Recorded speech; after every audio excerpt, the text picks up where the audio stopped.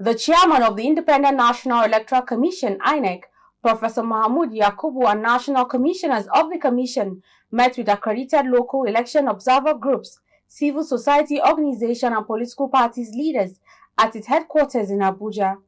Yakubu said this meeting is to focus on 2023 elections activities by way of introspection, stock-taking, review, and evaluation and plans for the Kogi, Bayelsa, and Imo State off-cycle election.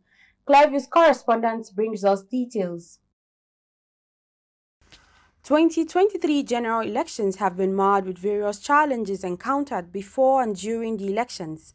The severe cash and fuel situations also compounded by the perennial insecurity nationwide. Nevertheless, the performances of the technology deployed for the election is part of the ongoing review of the 2023 general election.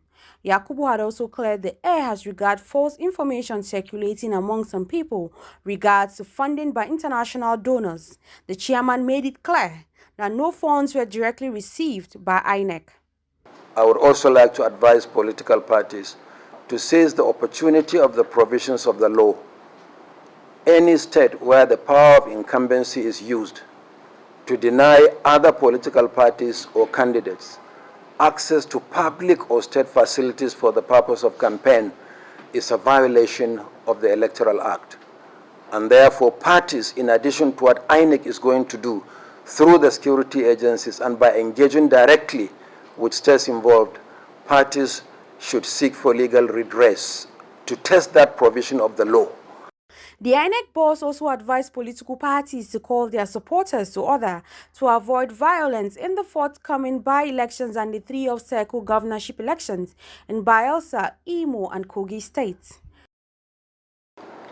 The non-transmission of the presidential election results on the IRF platform at the polling units due to technical glitches remains the elephant in the room. Mr. Chairman, as we approach the off-season elections in Imo, Bayelsa, and Kogi states in November, all hands must be on deck to ensure the resident electoral commissioners and returning officers are not pressured by some governors and INEC itself to falsify results in their states. Responding on behalf of the CSOs, the Executive Director, Center for Transparency Advocacy, urged her colleagues to forward the report of 2023 elections to the Commission, as that go a long way in helping to improve the electoral process. She also called for speedy action on the prosecution of election offenders, as the action will restore confidence in the populace. We hope that you can throw more light to us on why the IREF didn't really work the way it was supposed to work in the presidential election. And also to note that out of 228 observer groups, this is not very good for us from civil society.